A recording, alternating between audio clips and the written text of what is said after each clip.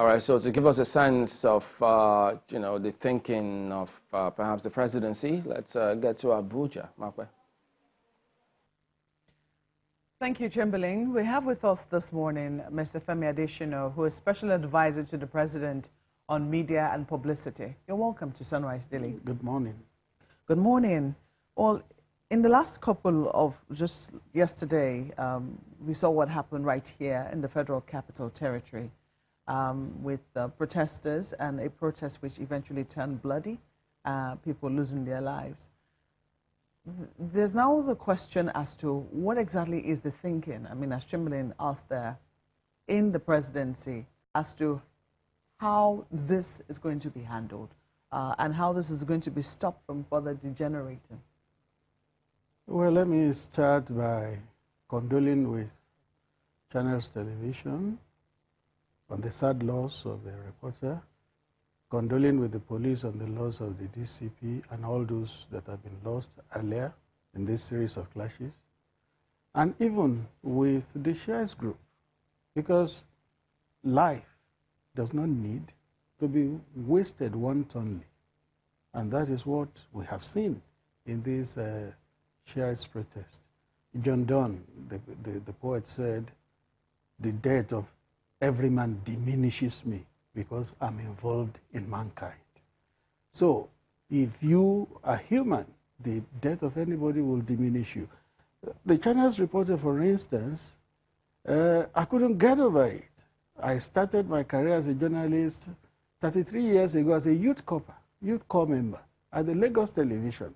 So that is what he is doing. Exactly the way I started is the way he is starting, and I just can't get over it. Imagine that as a youth corps member at a television station 33 years ago, had been killed in the field of duty. No man should lose his life that way. Very sad, very dolorous for a country. And this is what I call fratricide. Brothers killing brothers. It need not happen. It shouldn't happen. Then, directly to your question, how does the presidency feel? Very sad. Very, very sad. Because this is our country. We are all citizens. Lives should not be taken just anyhow. The primary responsibility of government is to protect lives and properties. The Constitution vests the protection of lives and property in the government. So when it fails, as we have seen it fail in recent times and particularly yesterday, government will feel, government will smart at it because it's not good for anybody. Yeah, but there are questions as to how, the protests are being viewed from the perspective of government. First and foremost, the reason for the protests. The IMN group, they say that they're protesting, they want the release of their leader. They have obtained a court judgment and government has refused to obey the court order, so to speak. That's one. And then there's also the manner in which the protests are being handled. So that, gunshots, live rounds were fired. Some people will argue that that cannot be the way to handle, a civil protest or a protest by people who are not armed. When you said a civil protest, the protest had become anything but civil. Anything but civil. You saw what happened at the National Assembly on July 9. They stormed that place, set so many cars ablaze. A policeman was killed. So it's anything but civil. And then last week, the police said all protests in Abuja had been restricted to the Unity Fountain. So if they wanted a civil, peaceful protest, they would do it at the prescribed place. Granted that under democracy, you have the right to protest. Democracy recognizes civil protest. But when a protest also has the tendency to lead to loss of lives, lead to mayhem, then it must be curtailed. So if the shared members wanted a peaceful protest, and they are religious people, I've not known any religion to preach mayhem and death. So if they wanted a peaceful protest, they could have restricted themselves to the prescribed place. They would still make their point. The live rounds. The live rounds. I'm not a security agency. I'm not a policeman. Maybe the police spokesman will speak about that. But one thing you agree is that till now, the police had used minimum force. Minimum force. Because they could have started using those live rounds from day one. And this has persisted for months, for many, many months. But they had used minimum force to try to curtail it. Mm. Well, I think that this generally dovetails into the general insecurity around the country. A lot of people are concerned. As a matter of fact, some media houses now are now keeping tabs of the killings or abductions or incidences of insecurity that generally occur in the country. And I'm going to read one here for you. This is from Premium Times. Just over the last week, just this last 1 week, they documented 72 killed, 32 kidnapped across Nigeria last week. Those are their words. The week before, the figures were a little lower. They had 16, but you know, these are not figures. These are human beings. Yeah, sure. 16 Even people if it's killed. one. Yeah, you know, killed. And one is just wondering, it would seem that on a daily basis right now, in different parts of the country, in different incidences, this week alone, we have heard of crisis in Sokoto. We also saw what happened yesterday. We don't know how many people we'll be talking about by the end of the week. This surely must be extremely worrisome to the presidency. Quite. But it cannot just be about worry. It also has to be about what is the presidency doing about it. Yes, and a lot has been done. But when some people deliberately, and sadly my own constituency, the media, is culpable in this, when some people deliberately make it seem as if nothing has been done, they are exacerbating the matter. Government is doing a lot. These times call for concerted efforts from all Nigerians to beat this insecurity. Some people gloat at it, do you know? They actually gloat. They are happy when these things happen. You see it from the body language, you see it from even the words they use. They gloat. But this is our country. If it's at peace, it's for all of us. And when there are challenges like this, it affects everybody. It's not localized. It's round the country. When some people begin to talk of our people, we will defend our people, they make it seem as if their people are the target. No, this thing is nationwide. It's a challenge. And that is why government exists to solve challenges. Government is working at it. But when some people begin to make it seem as if nothing is being done, and they actually begin to rejoice and gloat over things like that, they're not helping the country. Can you tell us what government is doing? Because the job of the media is, of course, to report what it is that they have seen happening in society. It's in public domain. And it would seem that every day, you know, we just publish it in the news, or we read it in the news. And for some people, they think that cannot just go on. We need to be able to say, this is rather getting out of hand. If government is doing something about it, can they tell us what they're doing? Well, do you know that those who gloat about these things also pretend that government is not doing anything, even when what government is doing is in the public domain? In March this year, we did a chronicle of all that government has done about security, agency by agency. We released it. It's in the public domain. If anybody cares to know, it's there. Just Google it. You will see it. But they still carry on as if government is not doing anything. Security challenges are global, but they differ in intensity from country to country. Nigeria has it at very high level, and government is doing so much to tackle it. But when people say, we don't see it, we don't know, it's because they have deliberately decided to be blind to it. And when you are that way, you're not helping the country. Are you saying that, I don't know how to phrase this question. You said they're deliberately blind to it. Yes. But the only way people will know and feel is that government is doing something is when they, one, feel safe, two, when they don't see reports of frequent deaths every day. That government is doing something should also be translated into tangible results. And these are the kind of results that people will want to see. That will presuppose that government has a magic wand. Government does not have a magic wand. Government is not omniscient. It's not omnipotent.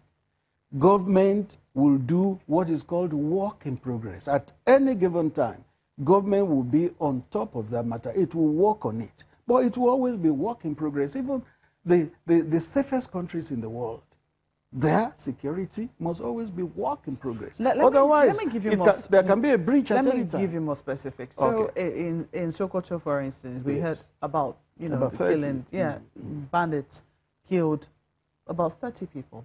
In Zamfara as well, we also heard, that some lives were lost. But in Zamfara, the solution from what we are gathering right now is appeasement. The governor seems to be trying to appease the bandits. And people are asking questions. I wouldn't agree with the word appeasement. I would rather use the word dialogue. Dialogue is part of everything, even when you go to war. Even when you go to war, you often sit around a table to agree to end the war. Yeah, so it's not appeasement. You can use whichever word it is that you choose to use. But when some people will say, when you want to dialogue, are we dialoguing from a point of strength? Or are we dialoguing from a point of there is very little that we can do? It wouldn't ever be from a point of weakness. It wouldn't ever be from a point of weakness, because you know that government has capacity. It has the forces of coercion, of repression, if it wants to use it. So it wouldn't ever be... Is it not appearing that way to you? It would not be from a position of weakness, because it's people that are being killed. And does government exist without the people? The government is there to take care of the people. So if dialogue is the way to achieve peace, by all means do. Remember that in the early days of this administration, talking about the Chibok girls dead, President Buhari said whatever it will take.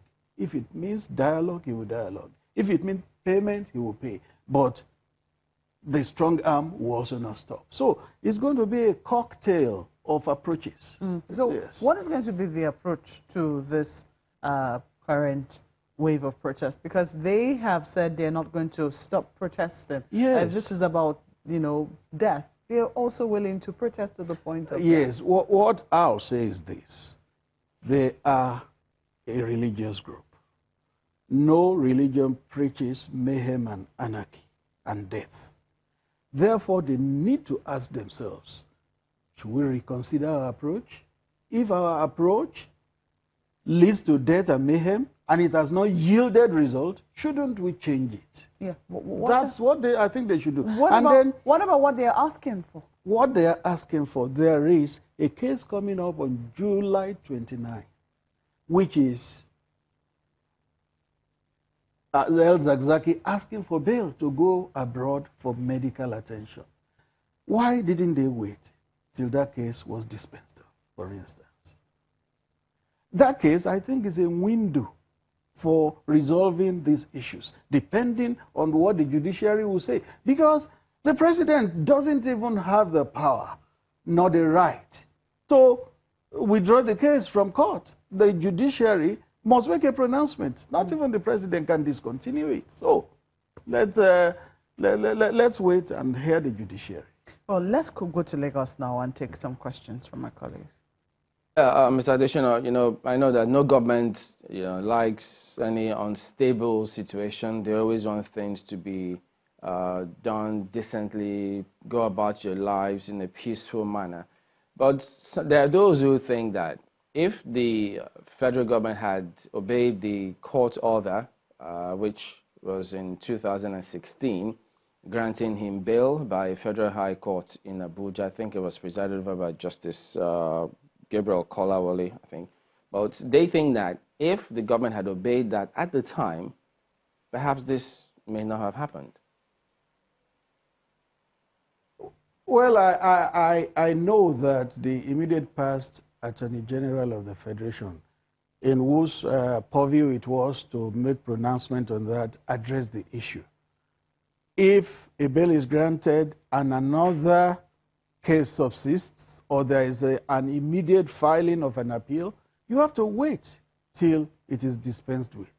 So that's a legal matter which is outside my purview, but as a layman, an unlearned man, as lawyers will call us, we know that until all cases are dispensed with, then you don't say that it has been concluded.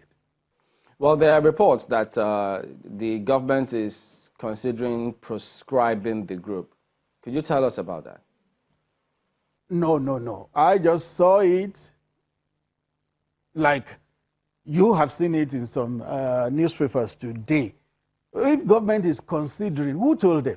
Who confirmed it to them? Somebody may have sat in the comfort of his living room to concoct that story. So, until it happens, then it hasn't happened. But you know, after that briefing by the IGB to the president, and then the reports there is that the president did tell him to put an end to all of these. And now there are reports that the group, the IMN group, are saying that nobody can stop their protest in Lagos, and given the population density and how it is, who knows what might happen. So for those who think that this may just, because if the police were using, I mean, as you saw, using live bullets to disperse protesters, something, look, the president should have spoken about that. Number one, are they supposed to be using live bullets at this time? I was guaranteed that this won't happen when there's another protest. Yeah, I think I answered that earlier. When this thing started, you know, it has lasted for months, if not more than a year. They have protested regularly in Abuja. They were doing it peacefully. And so there was no forceful response to those protests. The police will even stand with them as they protested. But when it took a violent turn, they went to the National Assembly, burnt vehicles, killed a policeman, and generally unleashed murder and mayhem on society. The police couldn't just watch. They would then need to escalate their response to it. You would agree that till now it had been minimum force that police used. But this the protest went violent. So the police need to also escalate their response to it, because it is the duty of police and other security agencies to ensure that lives and properties are protected. So if anybody or any group wants to rupture the peace in a way that will lead to loss of lives, there would then be adequate response. I mean, yes, the police have to do their jobs, but the question is, should they be using live bullets? I mean, what we see everywhere else is either you are repeating the question. No, you're saying that they have to do. The question is, must they use live bullets? That's the question.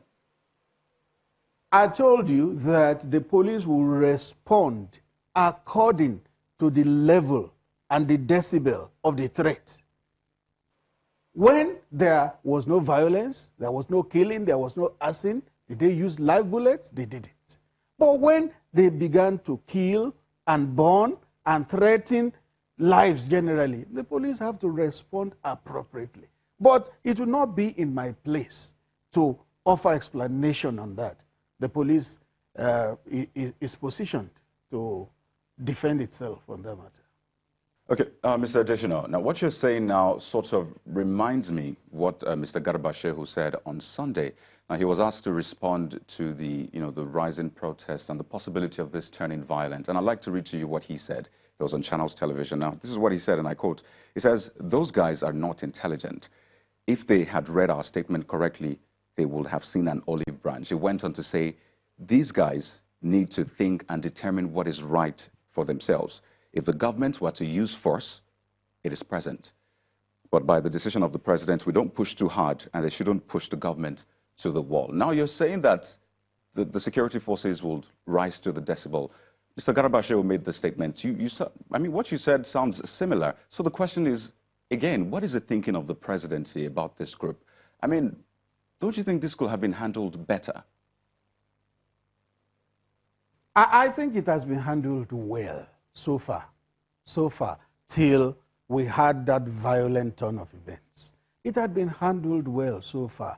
Many times I've seen them protesting with the police also forming a barricade.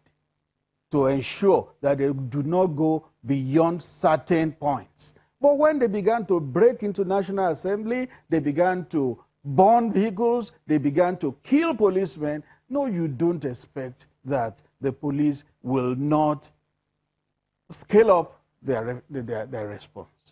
So how you measure handling well? But from what we've seen so far, people have died. There have been lots of injuries, and you say it has been handled well. People didn't die in 1 year of that protest. People didn't die in the first year of that protest. The protests have been on for months, even I'm sure more than a year. People didn't die. But who escalated it to the point of murder and mayhem is the protesters. And the security forces can't just keep their eyes open and watch things deteriorate. I tell you, even what happened yesterday, if the police had responded with greater force, you know, we will not be talking of what we are talking now. A deputy commissioner of police was killed. Yes, very sad. That's one life, just like any other life. Very sad. He didn't deserve to die that way while serving the country. But if the police had responded in similar fashion, you will have been talking of rivers of blood in Abuja now. I still believe there was some restraint yesterday, despite what happened. I think, personally, I will commend the police for showing that restraint. Mr. Adesina, you are a journalist. And one of the things you said earlier was that government pushes out information, that there's a lot of information online of what government has been doing. The government is doing a lot. But a situation where journalists have to literally scavenge for information, I'm sure you have been there before, leaves a lot to be desired. So now that you said government has been doing a lot in terms of security and lives continue to be lost, people continue to feel very unsafe. People are not sure when the next insecurity challenge is going to happen. And now there is talk of these guys coming to Lagos, Nigeria's most populated city. If there is no information out there for people to use to protect themselves, there is nothing that can be done. So again, let me ask, if government is doing so much, how come we do not know? How come we do not feel it? News to me that journalists scavenge for information is news to me. I am a journalist. I know what journalists want, and we give it to them. There is a surfeit of information on what government is doing. There is a surfeit of information.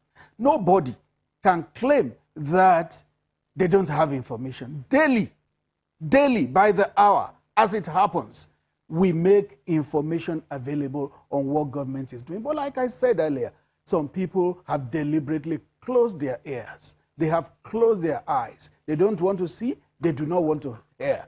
There's nothing you can do about those people. But those who are honest enough and are open-minded know that all that the government is doing is out there in the public domain. Channels even broadcast these things by the hour, by the day, as we release them. So nobody can claim that they don't have information. They do. There is surfeit of information out there. Well, what will be your closing remarks to Nigerians who are still concerned about the security situation? They hear reports of deaths every day, and now I think for a lot of people, when they hear that this happened right in the Federal Capital Territory, close to the ministry, to the Eagle Square, so to speak, it doesn't get any closer, so to speak. What would you be saying to them very quickly in 30 seconds? The Eagle Square is part of the government. It's part of the country, rather. It's part of the country. Everywhere in Nigeria is part of the country. So the fact that it happens anywhere does not really matter. What matters is securing the entire country. And that is what government is working at. We will get there, but it needs collaboration. It's not that some people will begin to mock and gloat when there are security breaches. That will not serve any good purpose in this country. Well, it's a fine place to leave it. Mr. Femi Adesina is the Special Advisor to the President on media and publicity, and has been speaking to us on the current security situation in the country.